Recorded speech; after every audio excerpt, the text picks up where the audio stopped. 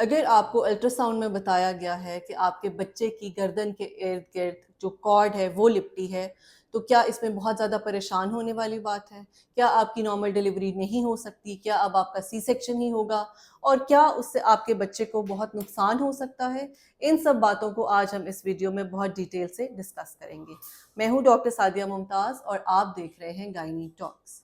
सबसे पहले तो मेरे पास मरीज आते हैं, परेशान हाल आते हैं, उनको अल्ट्रासाउंड वाले बता देते हैं, चाहे उनका 5वां महीना है, चाहे उनका 6ठा महीना है, कि जी आपके बच्चे के इर्द गिर्द जो है वो कॉर्ड लिपटी हुई है। अब वो मेरे पास आते हैं और वो बहुत ही टेंस सिचुएशन में आते हैं, तो मैं हमेशा उनको ये काउंसिल करती हूँ कि इस वक्त इस कॉर्ड का कोई फंक्शन नहीं है अगर वो आपके बच्चे के गिर्द लिपटी है। बच्चे की मूवमेंट ऐसी होती है कि कई दफ़ा मूवमेंट के थ्रू वही कॉर्ड गर्दन गले में आ जाती है, और दूसरी मूवमेंट जब वो समरसॉल्ट लेते हैं तो वही उसी तरह वो कॉर्ड जो है वो निकल जाती है। तो इसके लिए इतना अर्ली जो है वो परेशान होने की बिल्कुल भी कोई ज़रूरत नहीं।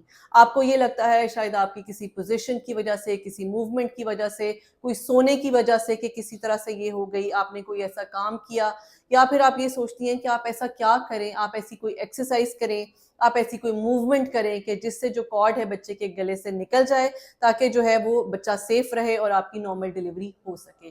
तो ऐसी भी कोई सिचुएशन नहीं है, ऐसा भी कोई डेटा नहीं है कि आपकी किसी मूवमेंट से वो कॉर्ड जो है वो निकल जाएगी। अब इस इशू से, जो कि बल्कि एक इशू नहीं है लेकिन इशू बना दिया जाता है, उसमें मैं अपने एक दो जो है वो केसेस आपके साथ डिस्कस कर लेती हूँ। रिसेंटली मेरी एक पेशेंट के साथ क्या हुआ कि वो मेरे पास आई, she was at her 6th month of pregnancy, और उसने आते ही मुझे ये बताया कि जी डॉक्टर ने कहा है आपके बच्चे के गिर्द जो है वो कॉर्ड लिपटी हुई है, अब आप मुझे बताएं क्या होगा, मैं तो नॉर्मल डिलीवरी कराना चाहती हूँ, मैंने तो सुना है उससे सी सेक्शन हो जाता है। खैर मैंने उससे बहुत तसल्ली दी, उसे काउंसिल किया कि it is too early to worry about it. अब 1 हफ्ते के बाद या शायद 4-5 दिन के बाद ही उस पेशेंट को कुछ थोड़ी बहुत ब्लीडिंग होना शुरू हो गई, तो ऑब्वियसली हमें स्कैन रिपीट कराना था। जब वो स्कैन रिपीट कराया तो उस वक़्त तक उसके जो बेबी की कॉर्ड थी वो गले से निकल चुकी थी। द लेसर इविल वाज के पेशेंट जो थी इस चीज़ पे रिलैक्स हो गई कि कॉर्ड निकल गई है, तो ब्लीडिंग की फिर उसको कम टेंशन थी, लेकिन इस चीज़ की उसको ज़्यादा खुशी थी कि कॉर्ड निकल गई है।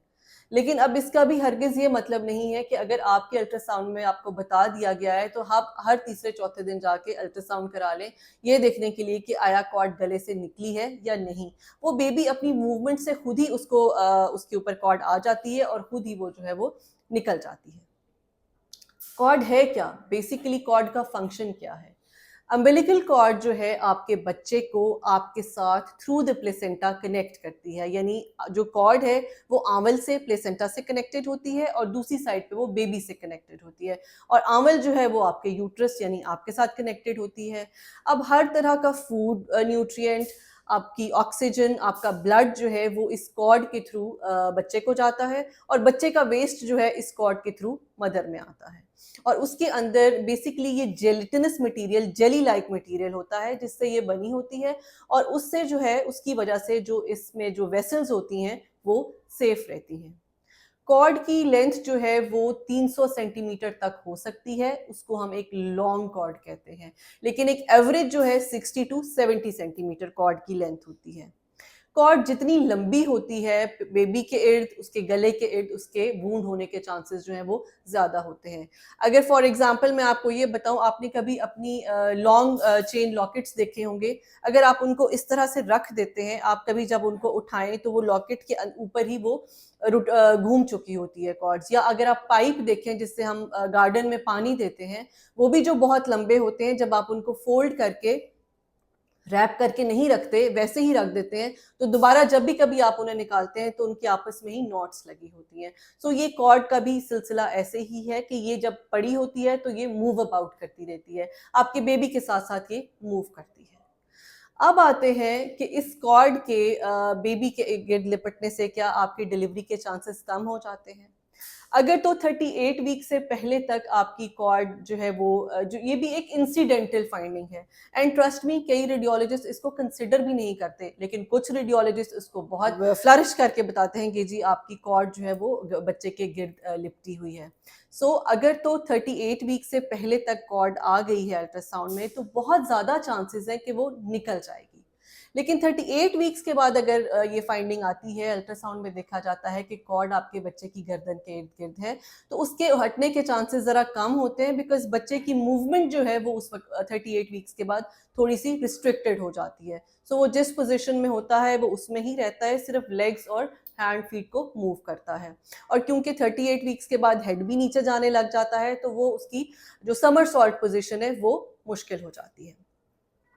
अब अगर तो ऐसा हो कि कॉर्ड लंबी है, तो फिर तो चाहे एक लूप है, चाहे 2 लूप्स हैं गर्दन के गिर्द, चाहे 3 लूप्स हैं, उससे बच्चे को कोई नुकसान होने के चांसेस बिल्कुल नहीं है। हाँ, लेकिन ये ज़रूर है कि कई दफ़ा उन कॉर्ड्स की वजह से बच्चा नीचे नहीं आ सकता और जो सर्विक्स पे प्रेशर नहीं डाल सकता। तो लेबर पेन्स तो आ रही होती हैं, लेकिन जब तक बच्चे का हेड डिसेंड नहीं करता, वो सर्विक्स पे, यूट्रस के लोअर पार्ट पे प्रेशर नहीं डालता, तो सर्विक्स की डायलिटेशन नहीं होती।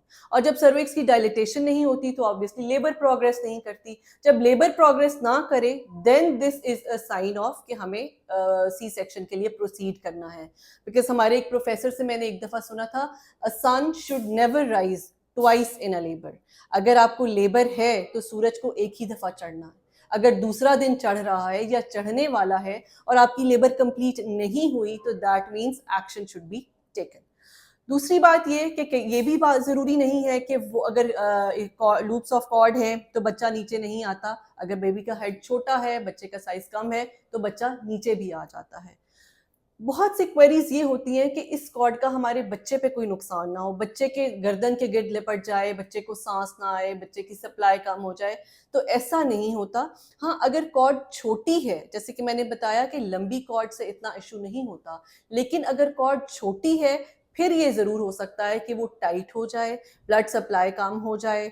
उसमें फिर हम ये करते हैं कि वी आर वेरी कॉन्शियस। जब आप लेबर में होती हैं और हमें पता होता है कि आपके बच्चे के गर्दन के इर्द गिर्द कॉर्ड है, तो हम एक्स्ट्रा कॉन्शियस होते हैं। हम बेबी के फीटल हार्ट को बहुत गौर से मॉनिटर करते हैं, उसके अप एंड डाउन जाने को प्रॉपरली डिटेल में रीड आउट करते हैं कि कहीं भी अगर हमें लगता है कि बच्चा डिस्ट्रेस में जा रहा है, तो फिर हम डेफिनेटली हमें स्टेप लेना पड़ता है। अपनी प्रैक्टिस में मैंने एक पेशेंट ऐसे डिलीवर किया कि उस बच्चे की गर्दन के इर्द गिर्द भी 3-4 थे और उसके बॉडी के इर्द गिर्द भी कॉर्ड थी। लेकिन हुआ ये कि वो हमें बस डायग्नोज नहीं हो सका था, अल्ट्रासाउंड में किसी ने बताया नहीं था, बेबी का हेड भी नीचे आता रहा, थोड़ा डिले ज़रूर हुआ। एक और चीज़, जब आपका डिले हो रहा होता है तो उससे भी हमें थोड़ा-सा आइडिया हो जाता है कि शायद कॉर्ड अराउंड द नेक है, जिसकी वजह से बच्चा नीचे नहीं आ रहा। लेकिन वो बेबी भी डिलीवर हो गया, हमने उसको डिलीवर किया, आराम से कॉर्ड उसके गले से उतारी, क्लैंप की, काटी, बच्चा जो है वो हैंड ओवर कर दिया। सो गले के अराउंड कॉर्ड होना इज़ नॉट अ रीज़न कि आपका सी सेक्शन होगा। इसमें आपको जो मेन पॉइंट है जिस पे आपकी डॉक्टर को और आपको फोकस रखना है, वो है कि बेबी जो है वो लेबर में कैसे बिहेव करता है। अगर लेबर नॉर्मल चल रही है तो आपका सी सेक्शन होगा। बच्चे का हार्ट रेट जो है अगर नॉर्मल चल रहा है, उसमें किसी किस्म का कोई डिस्ट्रेस नहीं आया, कम ज़्यादा नहीं हुआ, अपनी प्रॉपर रेंज में चल रहा है, तो भी इसमें जो है वो सी सेक्शन की कोई इंडिकेशन नहीं। एंड मैं फिर ये कहूँगी, cord around the neck is not an indication कि आपका सी सेक्शन होगा। Thank you.